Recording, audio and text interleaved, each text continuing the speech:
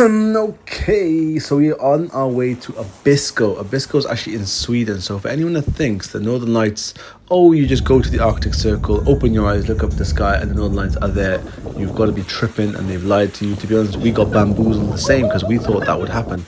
But yeah, luckily, you know, Alex is the MVP of the trip. She planned a lot of sightseeing. So because there's no visibility of the Northern Lights where we were in Norway, we were going to go to Abisko where there's about 10% chance. So Mo the gangster on like 1 hour of sleep drove us to Sweden. And then this is me trying to track reindeer 30. And yeah, we trying to find some wildlife. And then Kinza, she just dropped, bro. She just got no core strength, Bajari. So this was about, I'd say -7 degrees, really windy and cold. I had the contact lenses in, but no eyelashes were frozen. And to be honest, you can wear contact lenses in this climate, not a big deal. Anyways, more driving on the way to a national park. This was actually like amazing, like a really nice park. It was kind of like a sanctuary. I don't really know what it was, to be honest. There was a few cages here and there, and they had some of the most exotic Arctic animals, which you will see shortly. This is Alex then in her element trying to capture.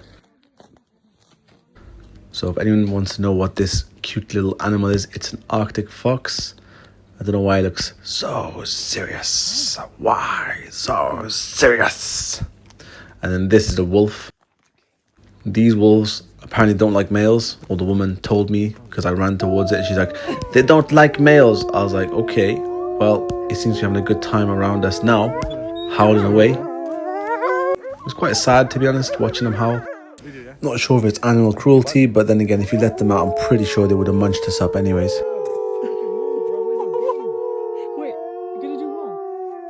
Tried to be at one with the wolves there. But yeah, the guide, she did not like us at all, but these wolves were putting on a show for us.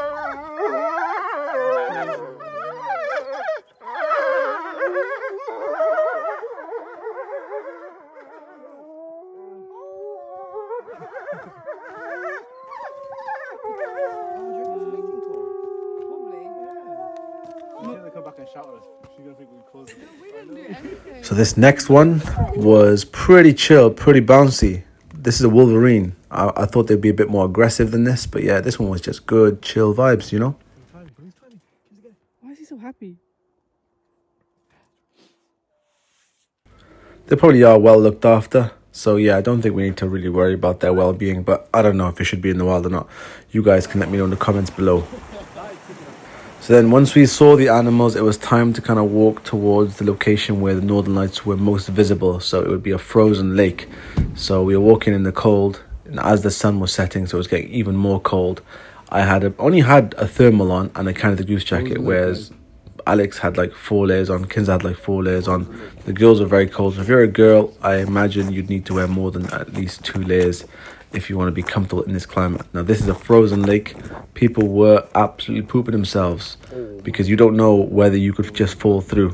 At this point, my lips got so dry. I'm telling you now, this lip balm saved my life. Genuinely, take something with you that moisturizes your lips and protects you from the sun.